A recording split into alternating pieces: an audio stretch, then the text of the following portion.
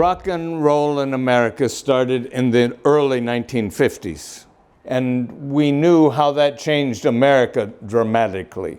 So we knew what it would do behind the Iron Curtain. We naturally knew what the power of it was and what it could do.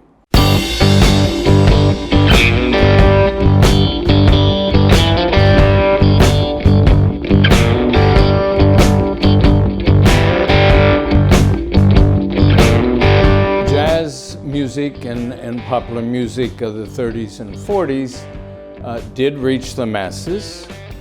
They loved it. Jazz, more so than pop music, had a freedom of expression which appealed to a lot of intellectuals.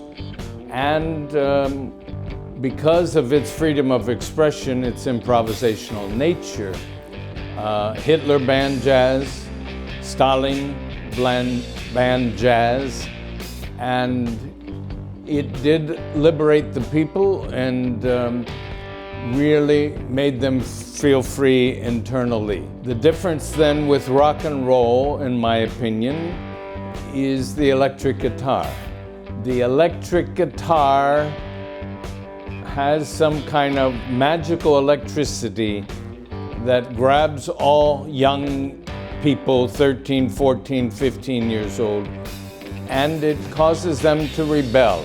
In America, they were rebelling mostly against their parents and the communities they lived in. However, if you were in a nation that was occupied by the Soviet Union, this energy from the electric guitar gave them courage to rebel against the country, in most cases against the Kremlin in Moscow. That was a big difference. The bands in Moscow were the children of the communist leaders, because their parents would come back from the West and bring them records that weren't allowed by the masses. They might bring an electric guitar, and they wanted freedom of expression. They wanted to be able to do what they wanted. They weren't thinking of overthrowing the government. However, in all the states that are occupied by the Soviet military, Estonia, Latvia, Lithuania, and Eastern Europe, they wanted to get rid of the Russians. And this music started their rebellion, and it was the fuel for their independence movement. The Kremlin and KGB and their security forces in Eastern Europe were always able to intimidate the adults. But a 15-year-old boy who's in love with rock and roll, and you tell him you're going to take it away from him. 15-year-old boys, they aren't afraid, they rebel. And the Soviets didn't know how to react or how to respond to that, so all they did is clamp down hard, threatened to kill them, some they did, sent them to mental institutions, and so they didn't know how to deal with the teenagers. Rock and roll caused a youth revolution in America, and by Woodstock, the rock artists were writing songs of social consciousness, songs of protest, and it was the young people, fueled by rock music, that ended the war in Vietnam.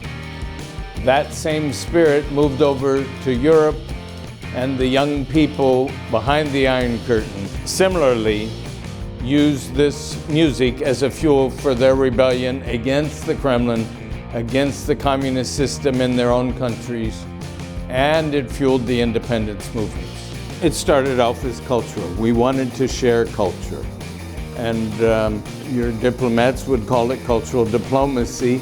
We didn't have that professional thought behind what we were doing, but it was cultural diplomacy, but it was also shared diplomacy. We wanted to share with our brothers and sisters behind the Iron Curtain what we had in the West. And we knew already that it was revolutionary and that it was rebellious and what its potential and power was. But we didn't send these bands over to cause a revolution. So we knew what it would do behind the Iron Curtain. But I think our interest was to share this music culturally. They were trying to suppress it in America. In local towns, they were trying to ban rock and roll. However, by 1958, they realized the power it had. And they realized the revolution that had occurred in America and how possibly the same type of revolution could be caused behind the Iron Curtain.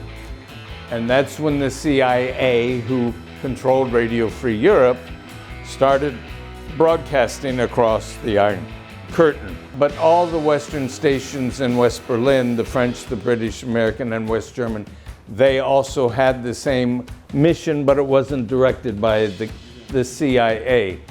And I must mention, and the KGB general told me this, that the Kremlin and the KGB were convinced that the CIA created rock and roll.